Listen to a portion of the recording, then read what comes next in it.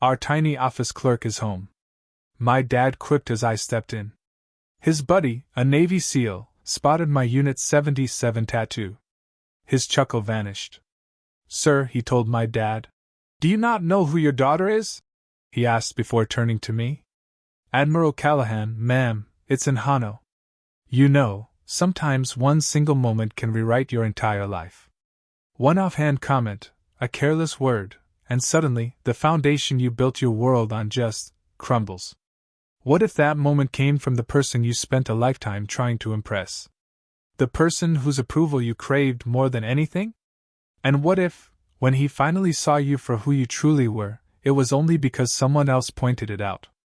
My name is Alexandra Callahan, I'm 44, and I used to be the daughter of a Navy logistics officer.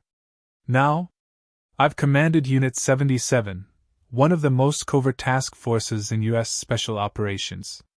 For years I chased my father's approval, sending money, visiting, letting his little digs about my desk job roll right off my back. But the day he introduced me to a SEAL commander as his little office clerk, something in me just snapped. What happened next? That changed absolutely everything. I grew up knowing what duty meant before I could even spell it. My father, Edward Callahan, was a Navy lieutenant commander in logistics. The kind of man who believed real service meant boots on the ground, steel on target. Everything else? Support. Administration. When I was 8, he pinned his retirement insignia into a shadow box and told me the military was no place for women who couldn't handle combat. Guess what? I was 22 when I proved him wrong and joined anyway. He didn't protest, not really. He signed the enlistment papers with the same neutral expression he used for requisition forms, probably assuming I'd wash out or settle into some safe, unremarkable admin role. I went to officer candidate school, graduated top of my class, commissioned as an ensign at 23. He showed up to my ceremony, but then he just left. Early. Had a retirement luncheon with his logistics buddies. A fresh stab of the familiar pain, but I told myself it didn't matter. My early years were all about intelligence. From a junior analyst on a destroyer to joint ops planning in San Diego. I had a knack for connecting dots others missed, anticipating enemy movements from fragments of intel. By 26, I was a lieutenant. By 30, lieutenant commander. I worked with SEALs, Marine Recon, Air Force Special Ops. I learned their language, their rhythms. And I also learned they wouldn't take me seriously until I'd proven myself 3 times over. At 33, I got command of a joint intelligence fusion cell in Bahrain. My father called it desk work in the desert. I could hear a Padres game on in the background as he said it. I didn't correct him. I didn't tell him that my desk work involved coordinating real-time intelligence for strike packages hitting high-value targets across 2 theaters. I didn't mention the nights I spent tracking assets in hostile territory, or the commendation I received for an assessment that prevented a massacre. He wouldn't have understood. Or maybe he would have, and that was somehow worse. By 37, I was a commander, an 05, equivalent to a lieutenant colonel. I wasn't just analyzing threats anymore. I was shaping operations. I worked directly with special warfare units in classified spaces. My name wasn't on any public roster. He knew I'd been promoted. I sent him a photo. His text back. Congrats on the promotion. Your mother would have been proud. My mother, who died when I was 19, told me I could do anything. My father always implied I shouldn't. Then, at 40, Unit 77 found me. You don't apply for Unit 77. It finds you. Officially, it didn't exist. Unofficially, it was a joint task force specializing in clandestine recovery, hostages, downed pilots, captured intelligence assets. We pulled people out of places no one else could reach. I became the executive officer. My 2-star commander, a man 3 years from retirement, told me I had a rare combination: operational intuition and bureaucratic patience. You know how to fight and how to wait, he said. That's what this job takes. 18 months later, when he retired, I took command. At 41, I was promoted to Captain '06, the rank that separates career officers from those destined for flag. My father didn't come to the ceremony. "Doctor's appointment," he said. "Can't reschedule." I didn't push.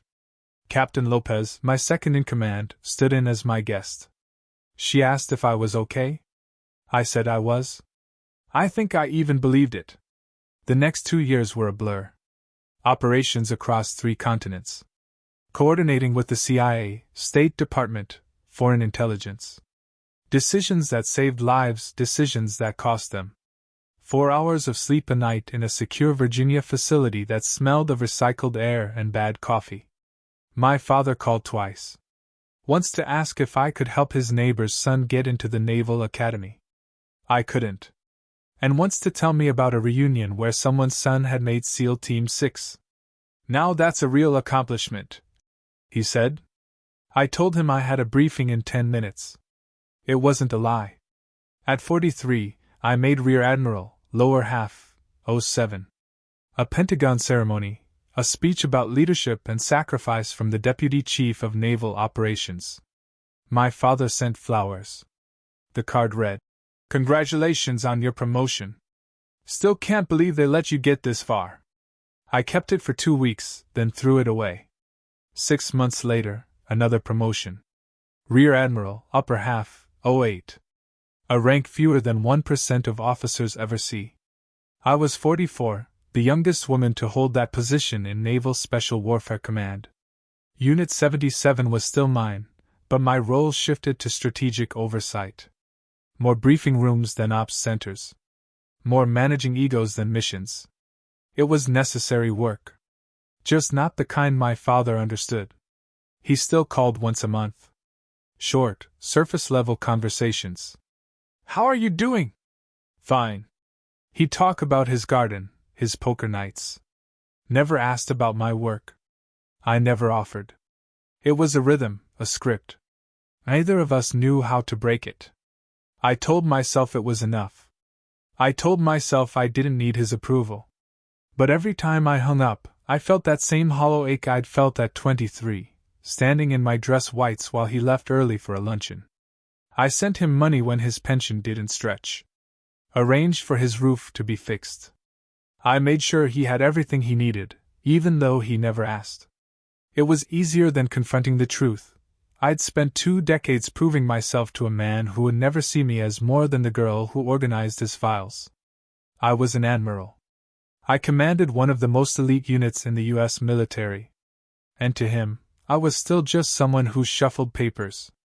That was the backdrop. When I came home on leave last spring, I hadn't been back in almost a year.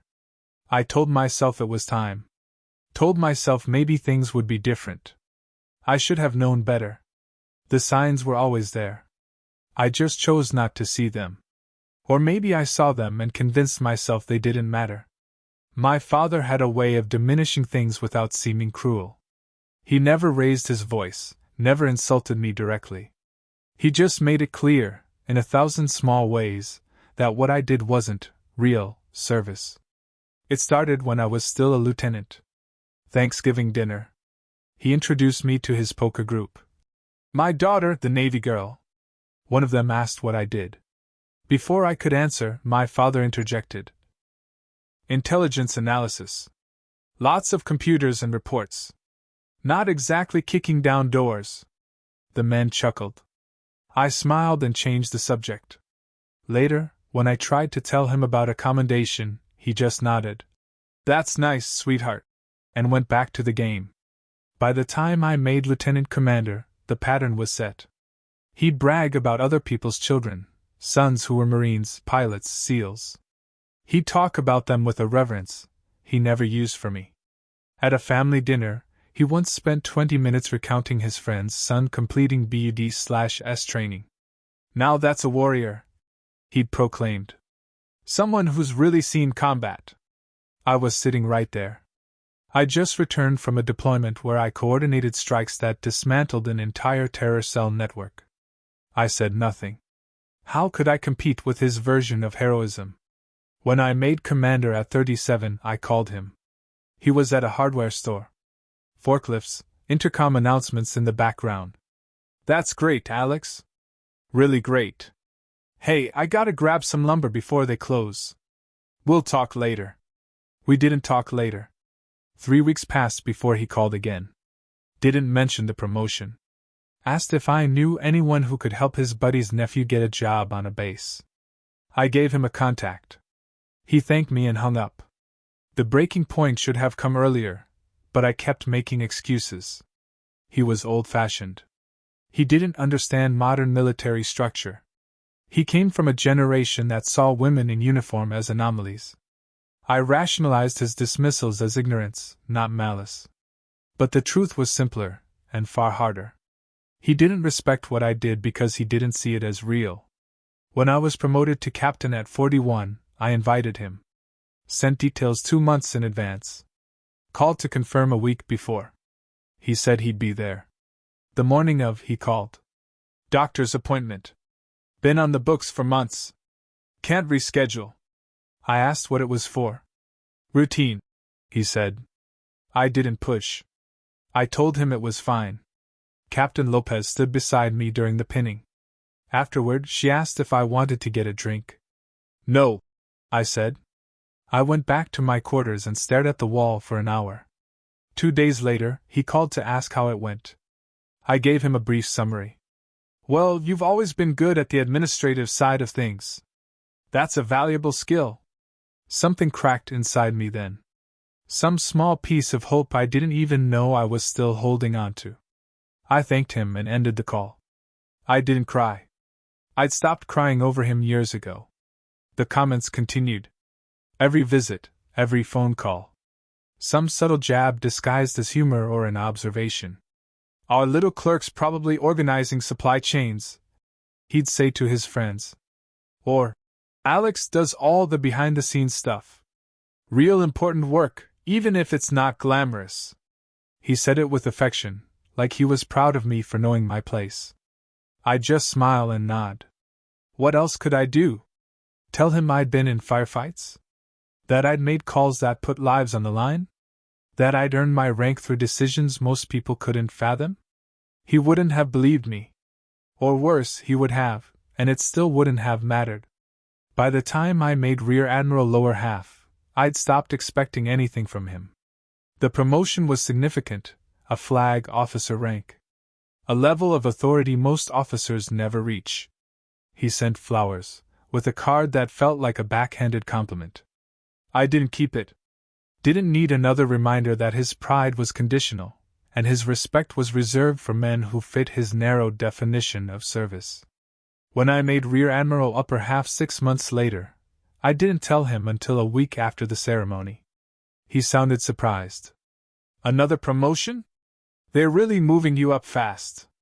I told him it wasn't fast. It was 22 years of work. He said, Well, you always were good at climbing the ladder. Your mother had that same ambition. It wasn't a compliment. It was a dismissal. I let it go. I always let it go. The last conversation before I came home was brief. I called to say I'd be on leave and wanted to visit. He sounded pleased. That'd be great, Alex. I'm having a few of the guys over for a barbecue. You should come. It'll be good to see you. I asked who'd be there. He rattled off names, old Navy buddies, logistics guys. And Jacob Rains, a SEAL commander he'd stayed in touch with. Jake's a hell of an operator, my father said. You'll like him. Real warfighter. I said I'd be there. I hung up and stared at my phone, wondering why I kept doing this to myself. I drove 6 hours, the familiar route on I-95 cutting west towards the Blue Ridge foothills where he'd retired 15 years ago. His house was a small, single-story ranch, the yard needing mowing. I arrived around 1,300 hours on a Saturday.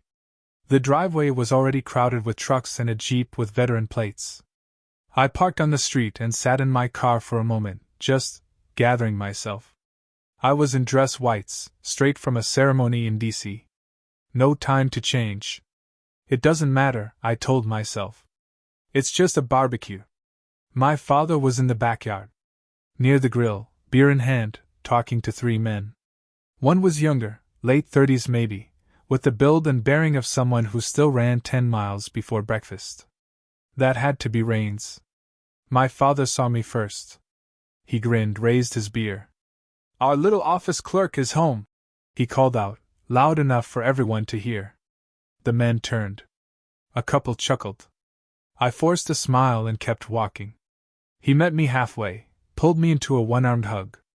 "Look at you, all dressed up. Come from a meeting or something?"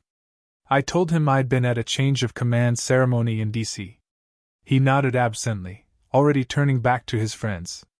"Guys, this is my daughter, Alex. She's in the Navy. Does all the intel paperwork and coordination. Real brain work." One of the older men shook my hand. "Logistics?" he asked. "Intelligence and special operations," I clarified. He nodded like he didn't know the difference. Rains stepped forward. Sharp eyes, a calm intensity you only see in operators who've spent years in bad places. He extended his hand. "Commander Rains," he said. "Good to meet you, ma'am." "Likewise," I replied. My father clapped Rains on the shoulder. "Jake here just got back from a rotation overseas. Can't talk about it, but let's just say he's been keeping the bad guys on their toes." Rains smiled politely, said nothing. I liked him immediately. We moved towards the grill. My father handed me a beer. The conversation shifted to sports, the weather. The usual safe topics when people aren't sure what to say. I stood at the edge of the group, half listening, trying to decide how long I needed to stay before making an excuse to leave. That's when Rains saw the tattoo. It was on my left forearm, just below the sleeve of my dress whites. A trident with the number 77 beneath it, small and precise. I'd gotten it years ago, when Unit 77 was new and we were still figuring out what we were. A stupid decision, in hindsight. Officers aren't supposed to get unit tattoos. But I was younger then, and it felt important. I'd kept it covered ever since, but dress whites have short sleeves. No hiding it today. Rains was mid-sentence when he saw it. He stopped talking. His expression shifted from casual to something else. Recognition. Disbelief, maybe. He stared at my arm for a long moment, then looked up at my face, then back at the tattoo. "Unit 77, he said quietly. Not a question. "That's right," I nodded. The yard went quiet. My father looked between us, confused. "What's Unit 77? Rains didn't answer. He was still staring at me, and I could see the gears turning. He was putting pieces together. My rank, my age, the tattoo, the fact that I'd just come from a ceremony in D.C. When he finally spoke, his voice was careful, almost hesitant. "Sir," he said, turning to my father. Do you know who your daughter is?" My father blinked. "What do you mean?" "She's Alex. She works in intelligence." Rains shook his head slowly. He turned back to me, and I saw the exact moment he made the connection. His posture shifted. He straightened, his hands dropping to his sides, and when he spoke again, it was with the formal tone of someone addressing a superior officer. "Admiral Callahan, ma'am. It's an honor." The silence that followed was absolute. My father's mouth opened slightly, but no sound came out. The other men stared, processing what they just heard. One of them, an older guy in a faded Marine Corps t-shirt, looked at me, then at my father, then at Rains. "Admiral?" he said. "She's an admiral?" Rains nodded. "Rear Admiral upper half, actually. She commands Unit 77. It's a joint task force for clandestine recovery operations, hostage rescue, asset extraction, high-risk intelligence missions. If you've heard about it, you shouldn't have." He looked at me again, and there was something close to awe in his expression. "Ma'am, I worked with your people in Syria 2 years ago. You pulled out 6 of ours when everyone else said it was impossible. I didn't know you were." He stopped himself, shaking his head. "I'm sorry. I had no idea." I didn't know what to say. I looked at my father. He was pale, his beer forgotten in his hand. He opened his mouth, closed it, opened it again. "You're an admiral?" he finally managed. I nodded. "Since last year." He blinked. "But you said you worked in intelligence." "I do," I said. "I also command a special operations task force. I have for the last 3 years." He stared at me like I was speaking a language he didn't understand.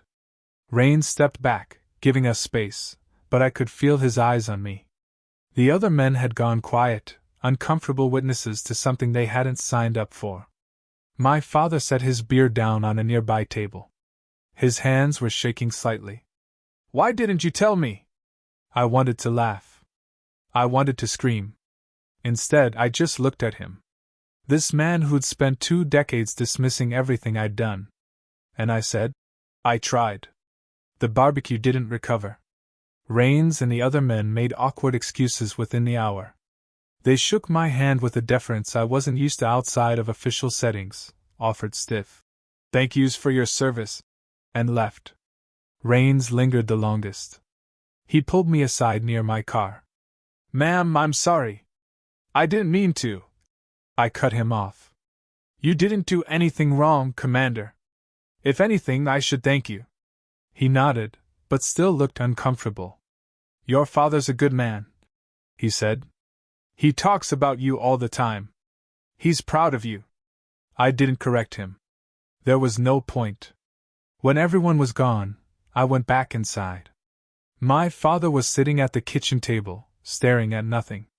The house was quiet except for the hum of the refrigerator and a distant lawnmower. I stood in the doorway for a moment, unsure whether to sit or leave.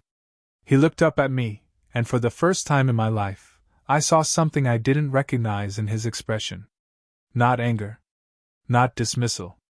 Shame. "I didn't know," he said quietly. I pulled out a chair and sat across from him. "You didn't ask." He flinched. A small movement, barely perceptible, but I saw it. "I thought." He stopped, shaking his head. "I thought you were doing admin work. Coordination. I didn't know you were." He gestured vaguely, unable to finish the sentence. "A flag officer?" I offered. "A commander of a special operations unit. Someone who spent the last 20 years doing exactly what you said women couldn't do."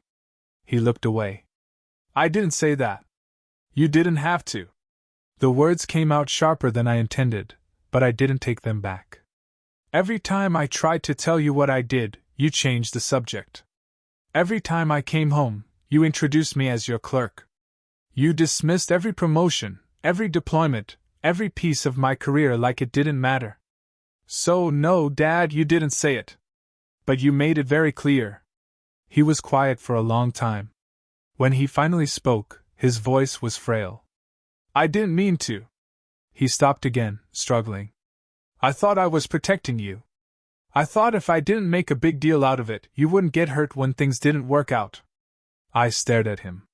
"Things did work out. I'm an admiral. I've done things most people will never even hear about.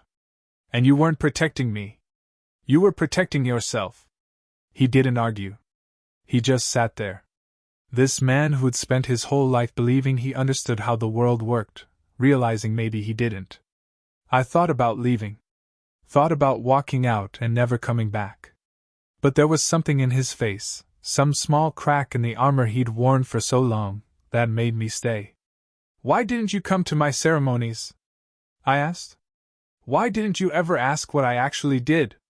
He rubbed his face with both hands. "I don't know," he said. "I guess I was scared." "Scared of what?" "Of realizing I was wrong about you." The admission hung in the air between us. I didn't know how to respond. Part of me wanted to absolve him, to say it was okay, that we could move past it. But it wasn't okay. 20 years of dismissal couldn't be erased with a single moment of honesty. "I need to go," I said, standing. He looked up, panicked. "Alex, wait. I'm not leaving forever," I said. "I just need some air." I walked out to the porch and sat on the steps. The sun was starting to set, casting long shadows across the yard. I thought about every time he'd introduced me as his clerk, Every time he'd bragged about someone else's son, every time he'd made me feel like I was less than.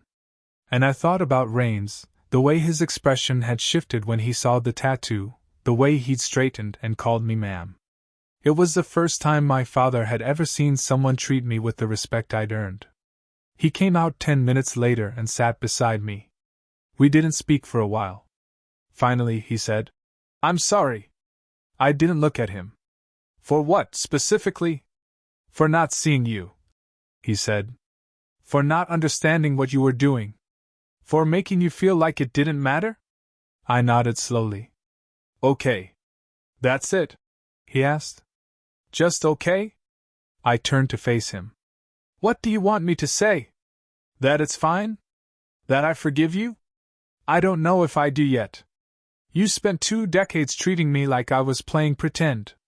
Do you have any idea what that felt like?" He shook his head. "No. I don't." "Then give me time," I said. "Give me time to figure out if I can get past this." He nodded. We sat in silence for a while longer. Then he said, "Unit 77. That's really what you command?" "Yes." "And you've been doing this for how long?" 3 years in command, but I've been working in special operations for over a decade." He let out a long breath. "Jesus, Alex. I had no idea." "I know," I said. "And that was the problem. I didn't see my father for 3 months after that. We spoke on the phone twice. Short, stilted conversations where either of us knew quite what to say. He asked how I was doing. I said fine. He asked if I was safe. I told him as much as I could, which wasn't much.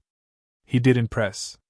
It was progress, I suppose, but it didn't feel like enough. Word spread quickly through the veteran community in his town. My father told me later that within a week, everyone knew. The man who'd spent years dismissing his daughter's career suddenly found himself fielding questions about what it was like to raise a flag officer. He handled it poorly at first. He tried to deflect, to downplay, to pretend he'd always known. But the men he'd served with weren't stupid. They could read between the lines. One of them, a retired Marine colonel, apparently cornered him at a VFW meeting. "Ed, you've been telling us for years your daughter pushes papers. Meanwhile, she's out there running missions most of us couldn't even dream of. What the hell were you thinking?" My father didn't have an answer. He called me that night, and for the first time in my life, he sounded small. "They all know," he said. "Everyone's talking about it." I was in my office, reviewing mission briefs for an operation in the Horn of Africa. I set down my pen and leaned back in my chair.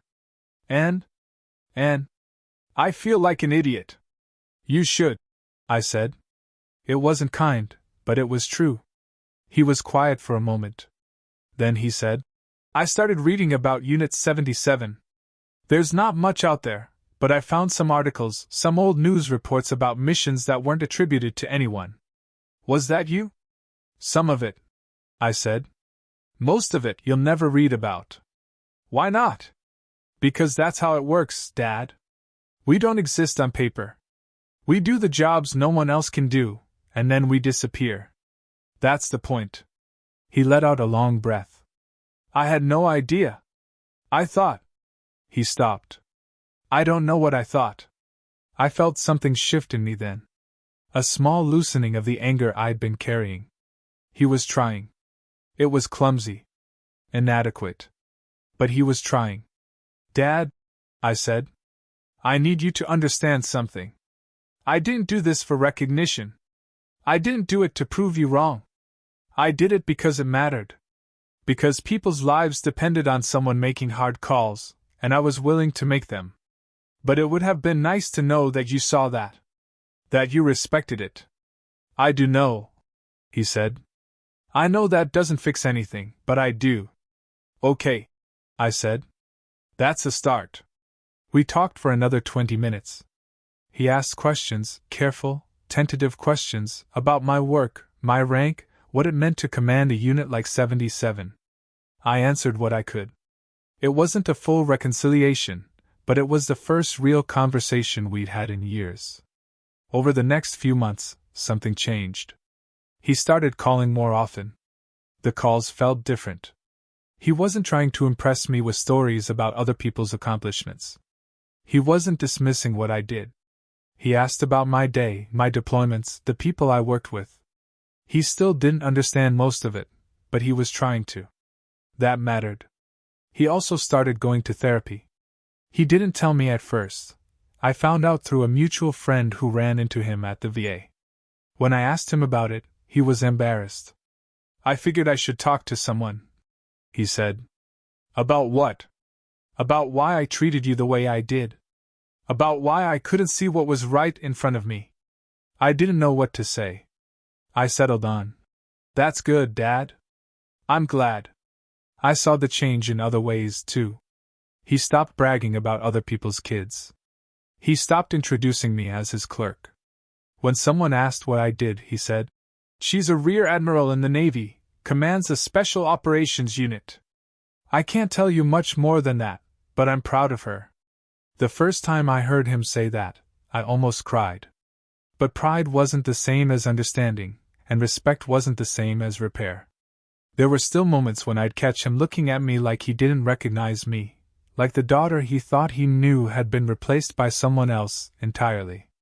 Maybe that was true. Maybe I had changed so much that the girl he remembered didn't exist anymore. Or maybe she never did. I threw myself into work. It was easier than dealing with the mess at home.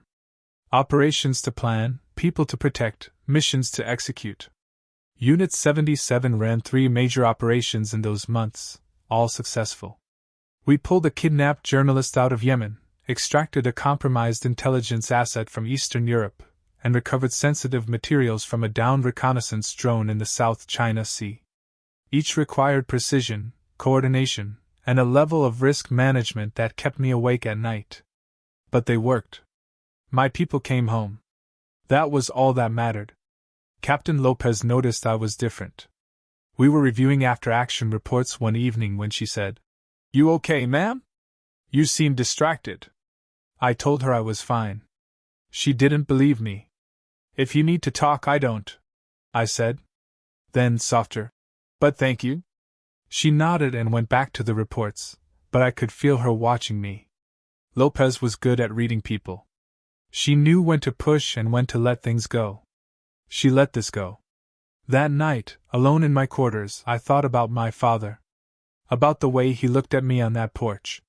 The shame in his eyes, the apology he didn't know how to give. I thought about the years I'd spent trying to earn his respect. The ways I'd bent myself into shapes I thought he'd approve of.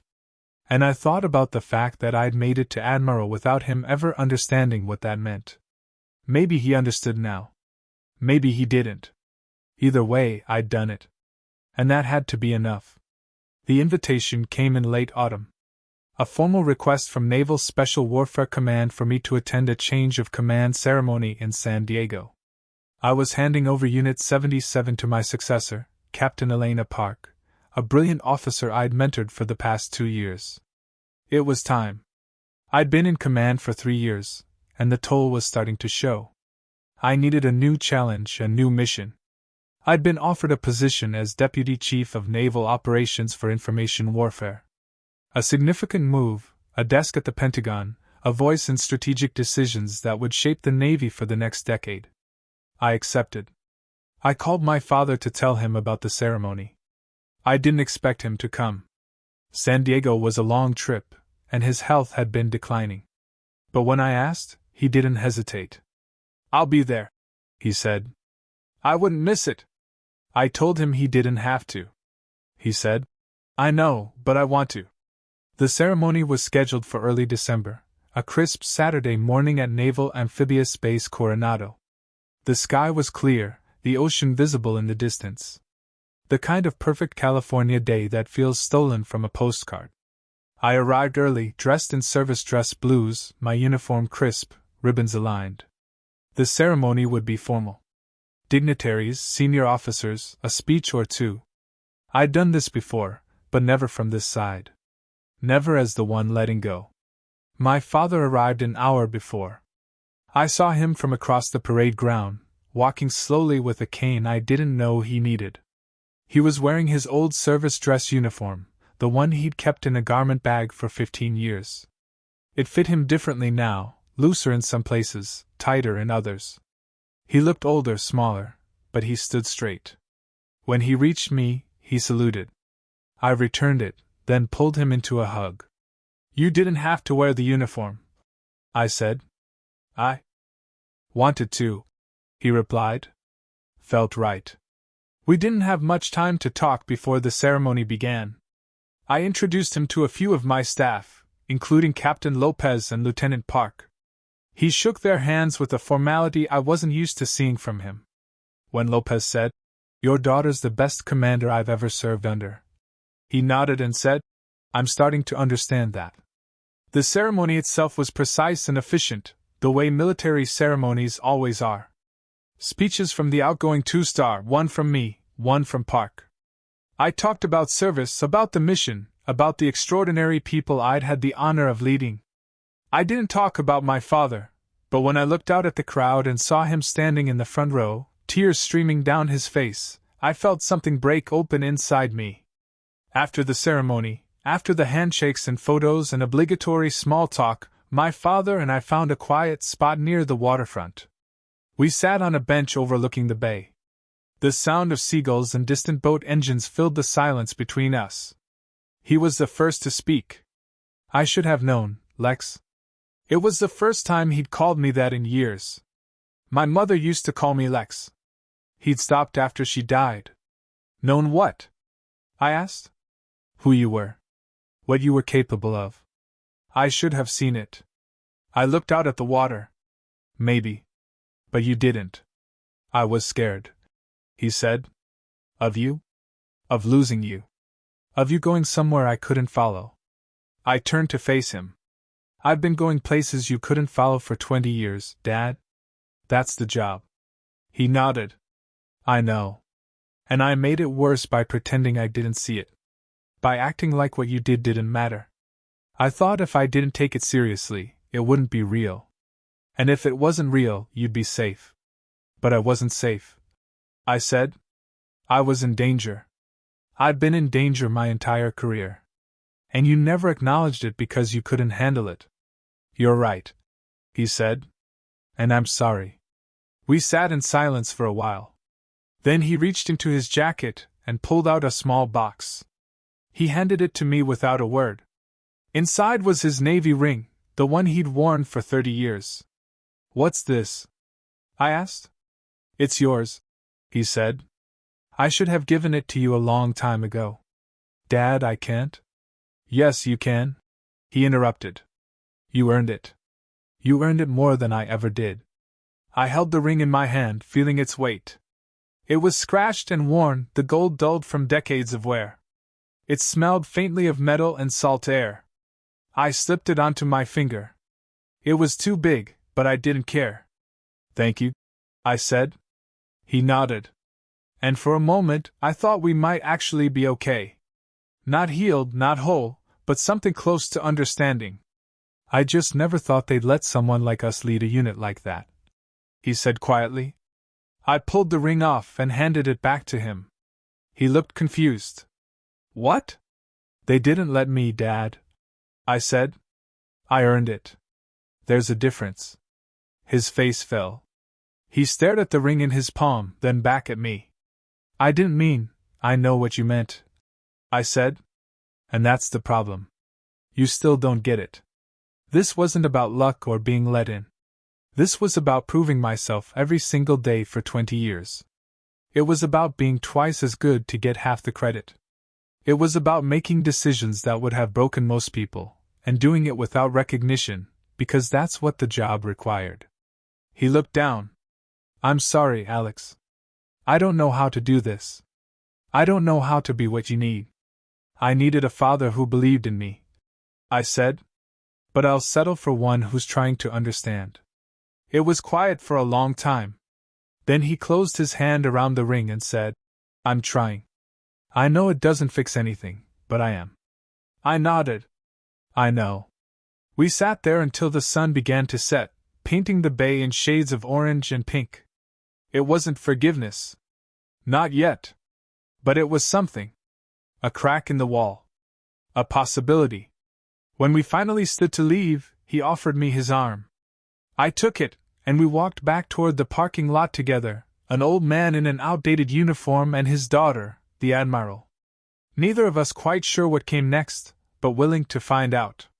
The months that followed were a study in reconstruction. I threw myself into my new role at the Pentagon, learning the rhythms of bureaucratic warfare, navigating the politics of joint operations planning and information warfare strategy. It was different from commanding Unit 77, less immediate, more abstract, but no less important. The decisions I made would ripple through the entire Navy, shaping doctrine and capability for years to come. My father and I spoke every week. The conversations were still sometimes awkward, still sometimes strained, but they were real. He asked questions about my work, and I answered as much as I could. He told me about his therapy sessions, about the things he was learning about himself. The therapist says I have trouble accepting things I can't control, he said once. She says I tried to make you smaller so I wouldn't have to worry about you. That sounds about right, I said. He laughed. A short, bitter sound. Yeah, it does. He started reading military history, books about leadership, about women in combat, about the evolution of special operations. He'd call me with questions about things he didn't understand. It says here that Admiral Grace Hopper invented computer programming languages, he said once. Did you know that? I told him I did. She was a rear admiral. He continued. Just like you. I never knew that. There have been a lot of women doing remarkable things in the military, I said. We've just been doing it quietly. Too quietly, he said. Someone should have told me. I wanted to say that I'd tried to tell him. That I'd spent years trying to make him see. But I let it go. He was learning. That had to be enough.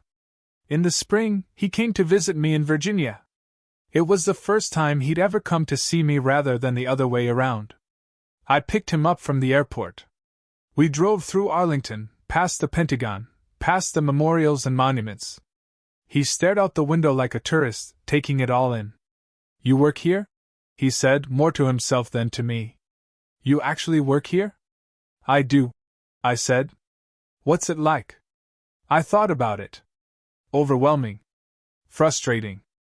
Rewarding. All of it at once. I showed him my office, a small space with a window overlooking the river, walls lined with commendations and photos from various commands. He stood in the doorway for a long moment, just looking. This is real, he said quietly. This is actually real. It always was, I said. He nodded. I know. I'm starting to understand that. We had dinner that night at a quiet restaurant in Alexandria. Over wine and pasta, he told me about his life, about the things he regretted, about the ways he wished he'd been different. I was a good logistics officer, he said. But I was a mediocre father. I see that now. You weren't mediocre, I said. You were absent. There's a difference.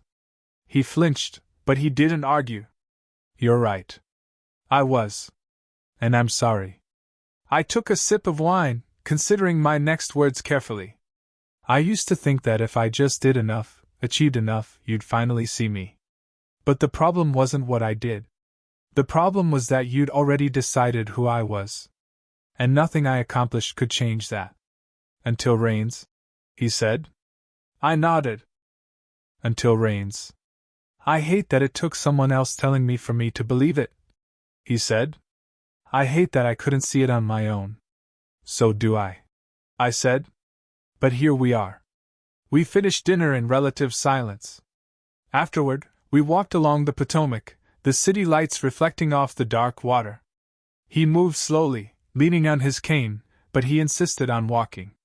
I need to ask you something, he said after a while. Okay. Do you think you'll ever forgive me? I didn't answer right away. I thought about all the years of dismissal, all the times he made me feel invisible. I thought about the girl I'd been, desperate for his approval, and the woman I'd become, who'd learned to live without it. I don't know, I said finally. Maybe.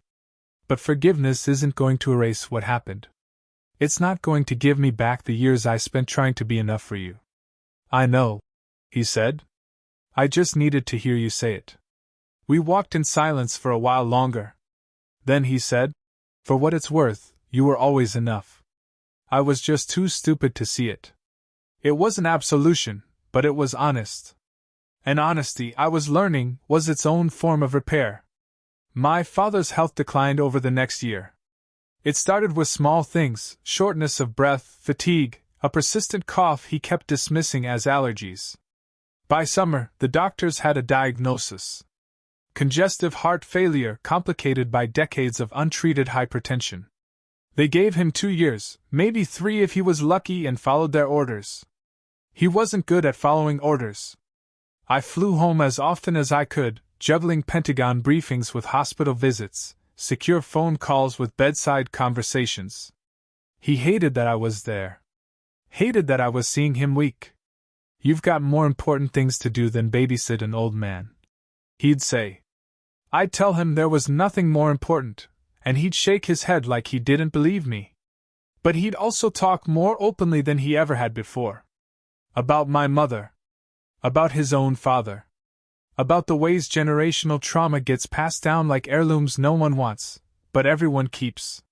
My dad never told me he was proud of me either, he said once. I swore I'd be different with my kids, and then I just repeated the same mistakes. You didn't have to, I said. I know. But it's easier to repeat what you know than to build something new. He looked at me, his eyes clearer than they'd been in days. You built something new. You broke the pattern. I had to, I said. There wasn't another option. He smiled weakly. You always were stubborn. You got that from your mother.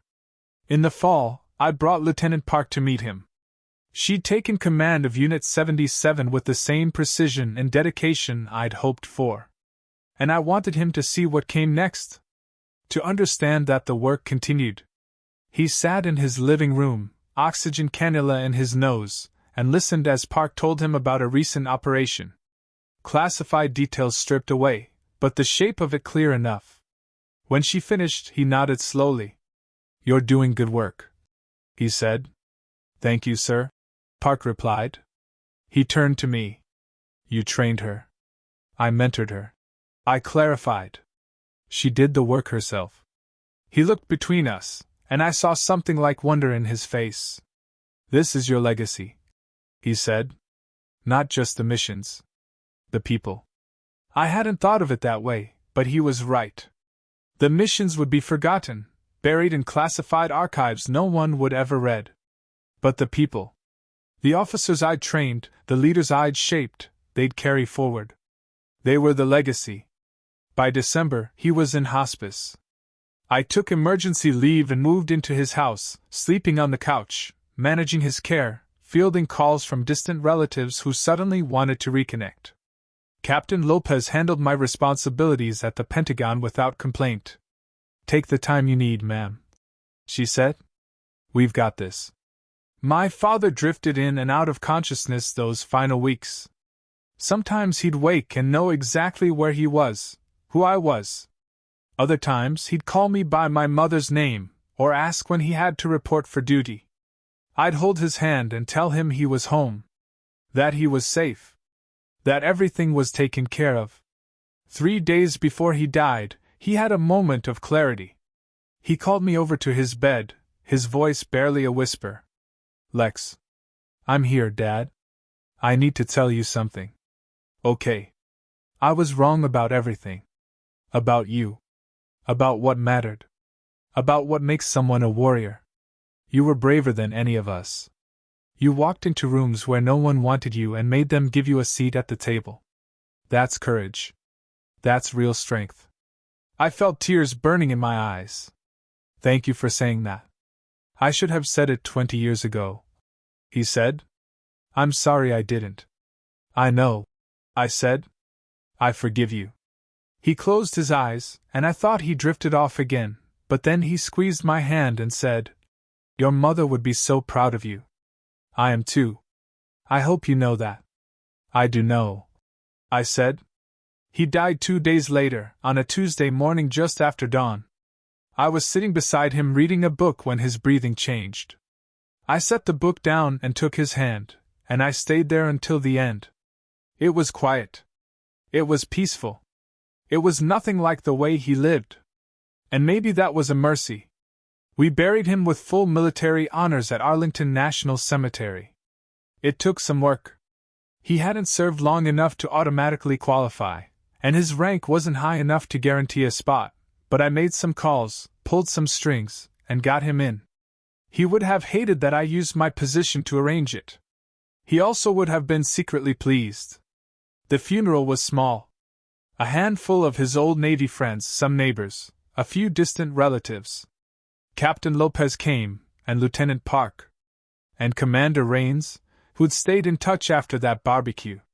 The Navy provided an honor guard, young sailors in dress blues, who folded the flag with mechanical precision and handed it to me with rehearsed words of gratitude for his service. I held the flag in my lap during the chaplain's remarks, feeling its weight, thinking about what it represented. Not just my father's service, but mine. Not just his legacy, but the one I was still building. When the honor guard fired the rifle salute, I didn't flinch. I'd heard worse sounds in worse places. After the service, people approached me to offer condolences. They told me he was a good man, a dedicated officer, a loyal friend. They told me he talked about me constantly in his final year, that he'd been so proud. I thanked them and smiled and played the part of the grieving daughter. And I was grieving. But not just for the man who died. I was grieving for the relationship we never had, for the years we'd wasted, for the understanding that came too late. Rains was the last to approach. He stood at attention and said, "Admiral, I'm sorry for your loss." "Thank you, Commander." He hesitated, then said, "If it helps," he changed. After that day at the barbecue, he really changed. He spent the last year trying to understand who you were. That's worth something. It is, I said. But it doesn't erase the 20 years before it. No, Rains agreed. But it counts for something. I nodded. He saluted, and I returned it. And then he walked away, leaving me alone with the flag and the silence. I returned to work a week after the funeral. A backlog of decisions. Briefings to attend, meetings to chair. I dove in with the focus that had defined my career, channeling grief into productivity the way I always had. Captain Lopez noticed, of course. "Ma'am, if you need more time, I don't," I said. "Work is what I need right now." She didn't push, but she watched me carefully, the way a good executive officer does. And maybe she was right to worry. I was working 14-hour days, sleeping 5 hours a night, avoiding anything that required me to sit still and feel. It was unsustainable, and I knew it. But sustainable wasn't the point. Surviving was. 2 weeks after the funeral, a package arrived at my office. No return address, just my name and rank in my father's handwriting. Inside was his Navy ring, the one he tried to give me at the change of command ceremony. And beneath it, a note on yellowed paper, the ink slightly smudged. "Lex, if you're reading this, I'm gone. I'm sorry I couldn't give this to you in person, but you gave it back last time, and I understood why. I didn't earn the right to pass it to you, but I want you to have it anyway. Not because of what I did, but because of what you've done. You didn't just meet the standard. You became the standard. I wish I'd told you that more. I wish I'd seen it sooner, but I see it now. You're not my little clerk. You never were. You're Admiral Alexandra Callahan, and you're everything I should have been. Carry this if you want. Leave it in a drawer if you don't. Either way, know that I finally understood who you were. And I was in awe. Dad." I read the note 3 times. Then I slipped the ring onto my finger. It was still too big, but I didn't care. I wore it for the rest of the day, feeling its weight, its history, the complicated legacy it represented. When Captain Lopez noticed, she didn't say anything. She just nodded. A small gesture of understanding. That night, alone in my quarters, I thought about my father. About the man he'd been, and the man he'd tried to become. About the ways we'd hurt each other, and the small grace of his final year.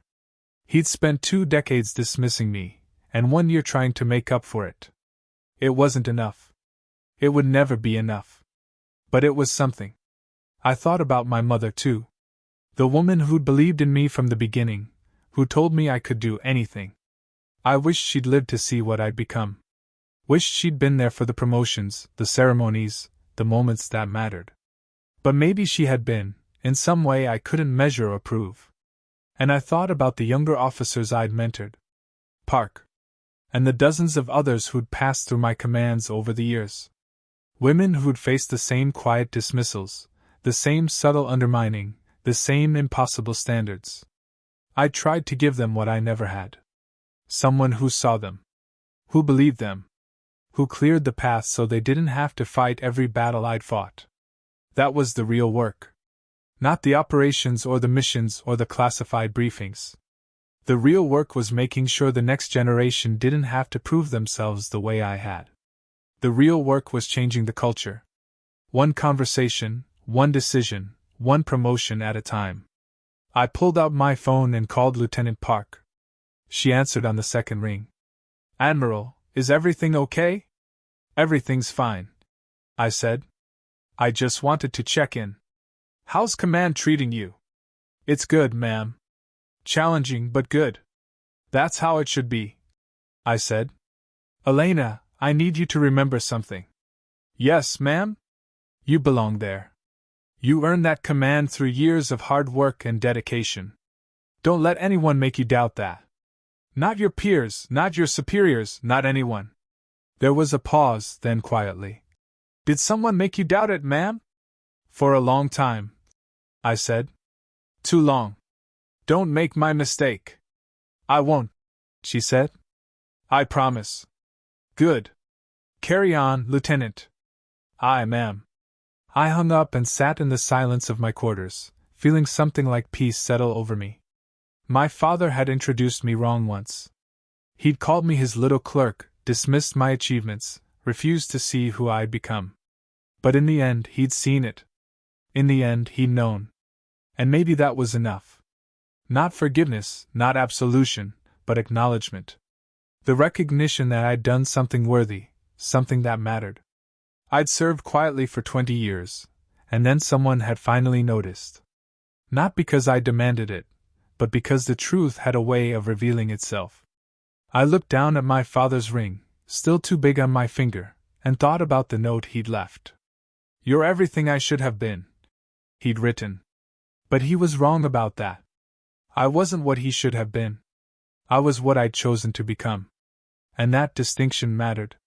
5 years later, I stood in the same Pentagon office, now a 3-star admiral, serving as Deputy Chief of Naval Operations. The responsibilities had grown. The decisions had become weightier. But the core of the work remained the same, protecting people, enabling missions, shaping the future of naval warfare.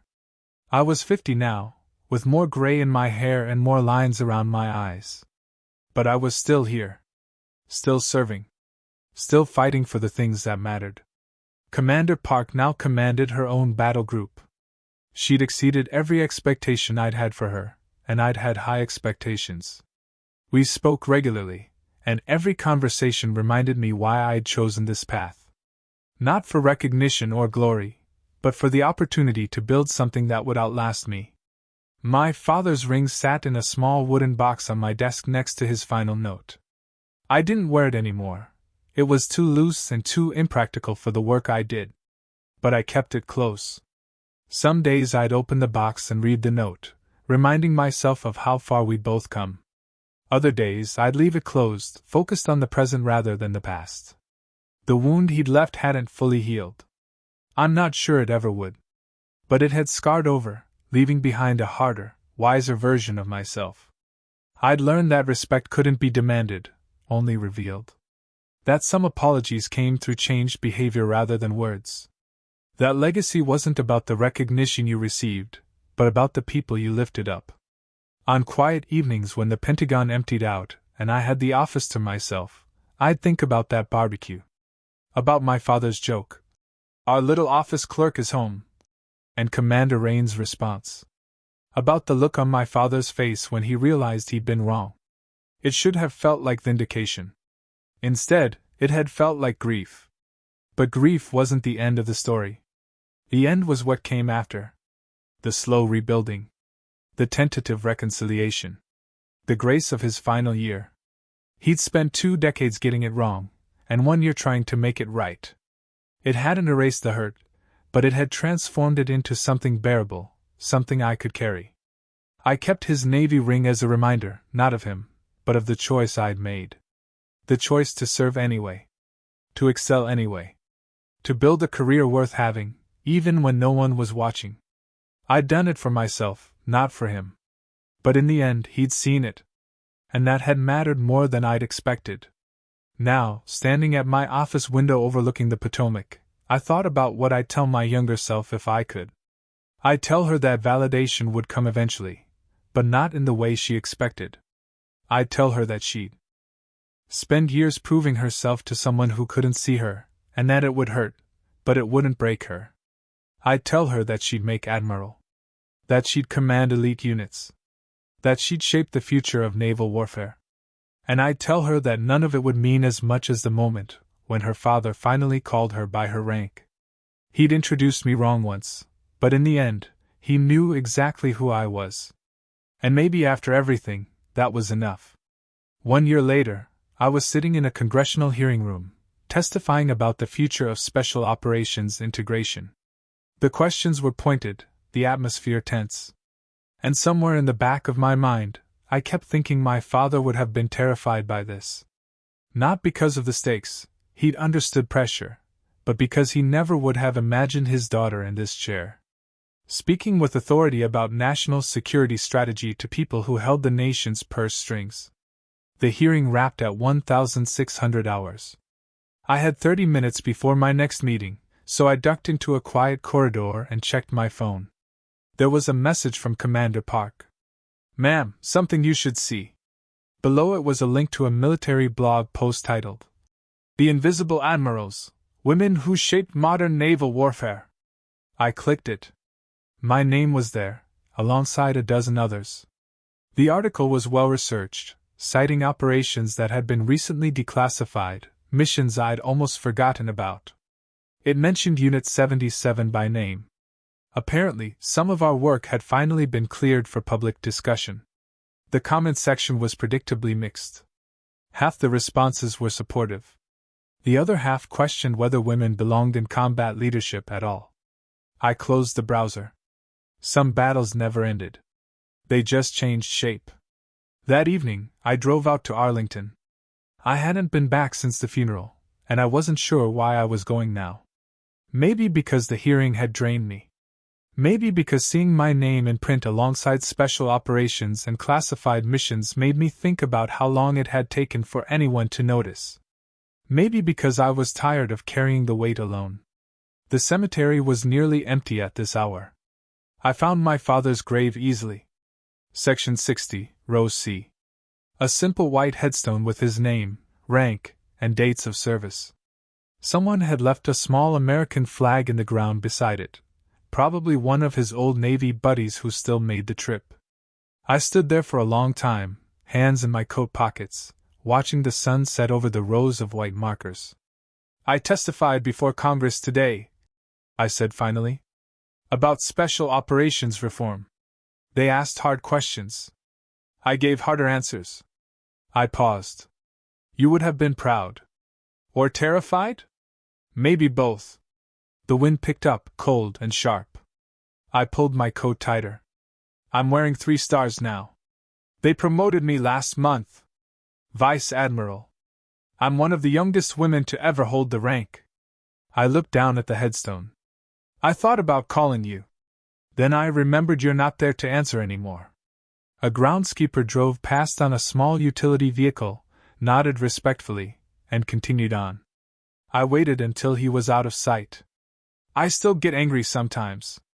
When I think about all those years you didn't see me. When I remember introducing myself at functions and having men assume I was someone's wife, not someone's commander. When I think about how hard I had to work just to be taken half as seriously as my male peers. I crouched down, brushed some leaves off the headstone. But I also remember that last year. The way you tried. It wasn't enough. But it was something. I stood back up. Commander Rains called me last week. He's retiring, moving to Colorado. He told me that barbecue changed his life. Made him look at his own daughter differently. Made him realize he'd been making the same mistakes you did. He thanked me. I laughed, short and bitter. I didn't know what to say. I wasn't trying to teach anyone a lesson that day. I was just trying to survive a family dinner. A jet passed overhead, likely heading to Reagan National. I tracked it across the sky until it disappeared. I'm mentoring 6 junior officers right now. All women. All brilliant. All fighting battles they shouldn't have to fight. I'm trying to make it easier for them. Trying to clear the path so they don't have to prove themselves the way I did. I paused. I think that's what you were trying to tell me at the end. That the work isn't just the missions. It's the people who come after. The sun was almost gone now. The cemetery sinking into twilight. I needed to leave soon. Needed to get back to my apartment and prepare for tomorrow's briefings. But I stayed a moment longer. I forgave you, I said quietly. I'm not sure when it happened, exactly. Maybe it was when I read your note. Maybe it was later, when I realized I was carrying your ring in my pocket like a talisman. Maybe it's happening right now, standing here telling you about my life like you can still hear me. I took a breath. You hurt me for a long time, but you also raised me to be resilient, to serve quietly, to do the work without needing applause. You just never realized I'd take those lessons and build something you couldn't imagine. I reached out and touched the cold stone.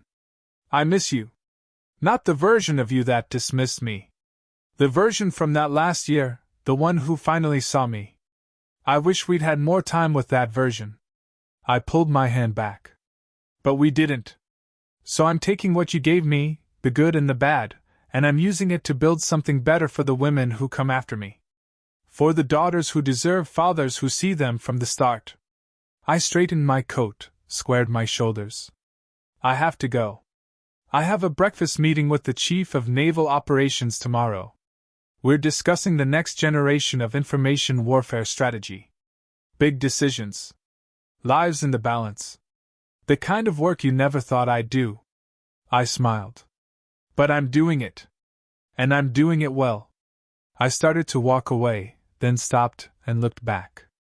You introduced me wrong once, Dad. But I introduced myself correctly every day after. And that made all the difference.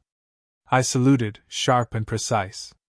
Then I turned and walked back to my car, carrying his memory and my own, hard-won certainty that I'd earned every single step of the journey. The cemetery gates were closing as I drove out. In my rearview mirror, I could see the headstones disappearing into darkness. Row after row of service members who'd given everything they had. My father was among them now. And someday, I would be too. But not yet. I still had work to do. That's how his little clerk became the admiral he never saw coming. What about you? Have you ever had to fight to be truly seen, or to gain the respect you knew you deserved? I'd love to hear your stories in the comments below.